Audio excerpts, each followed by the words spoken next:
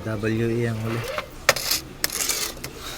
Bali, kalasin ko lang para makita ko yung loob.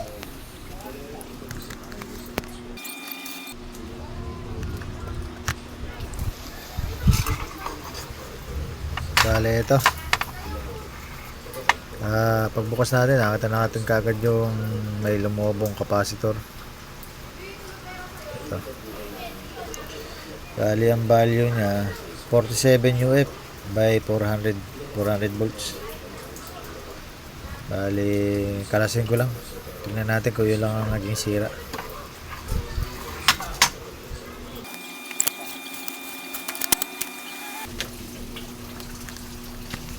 Bali, ito. Bali, sira talaga. Bali, ito yung sira. Bukol. Bali, ito buo pa. Testing natin. Baka sumabog yan. Bali, yan, nagcha-charge siya. Nag-spark naman siya.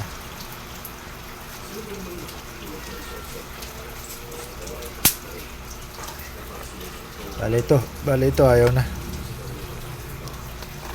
Shorted yung ano natin. Ano sabi mo? Ayun, bali wala. Ayaw niya magkarga. Bali sa tester, ito, testin natin.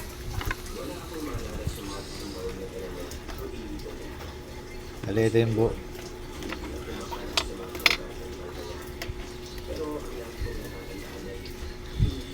Mahirap pagka isa lakad eh. Teka lang ah. Yeah. Mahirap talaga. Napakalikot ng kamay mo. Teka lang po, teka lang. Ayan, bali. Ayaw pa rin ah. Ayaw ba?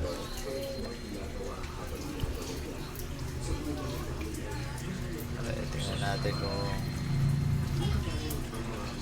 Ayan, bali 42. 43. Mataas pa siya. Bali, goods ba to? 47 to eh. Bali itong sira. Sa malamang, hindi naman ma-reading na to. Pakalikot mo ha. Pakalikot.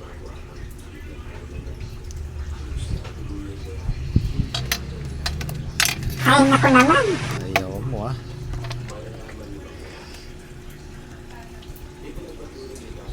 Ayaw. Bali, ayaw na. Hindi niya ma-reading. Bali, itan ko lang. Tapos, iti-testing ko na kung aandar siya. Itan ko lang.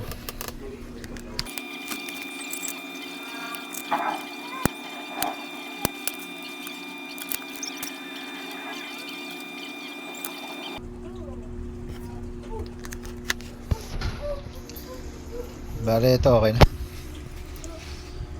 Habang na yung battery natin nakalagay na. Nakaload natin na 2000 watts. Bali, on ko na.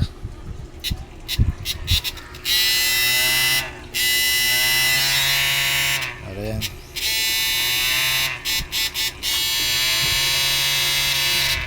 Bali yung kinakaya niya sa baterya. Pagka natin ang switch. Bali, ito.